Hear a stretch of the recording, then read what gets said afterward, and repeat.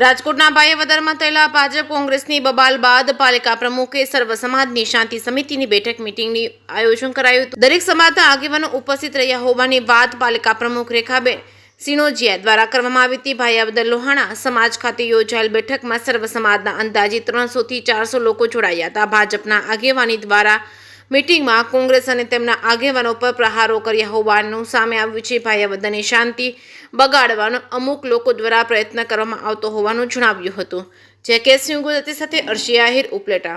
હું ભાયાવદર નગરપાલિકા પ્રમુખ રેખાબેન સિણોજિયા કે જે આજે મેં લોહાણા સમાજની અંદર 18 વર્ણની શાંતિ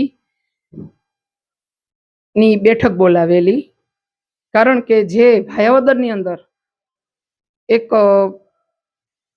પર્સનલ પોતાના અંગત સ્વાર્થ માટે જે બનાવ બન્યો એને અનુસંધાને આજે ભાયાવદર બપોર લગી બંધનું એલાન પોતે આપેલું હતું, તો એ કેટલા અંશ લગી વ્યાજબી કહેવાય।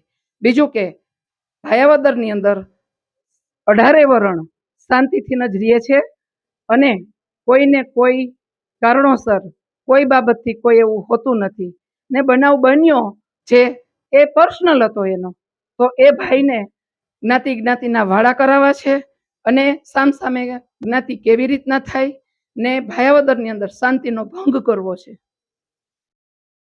જે પાટીદારને દબાવવાના પ્રયત્નો કરવામાં આવે છે એવું કહેવાનું છે, શું કહેશો?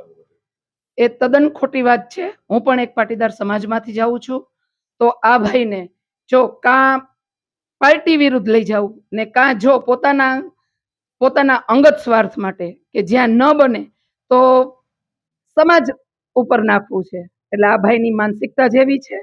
એટલે બધાએ ભાયાવદરની અંદર મારું આ મીડિયાના માધ્યમથી એટલું જ કહેવાનું છે કે 18 વર્ણ શાંતિપ્રિયથી રહ્યો અને અમારે વિકાસના કામ કરવા છે ને સતત કરતા રહેશું।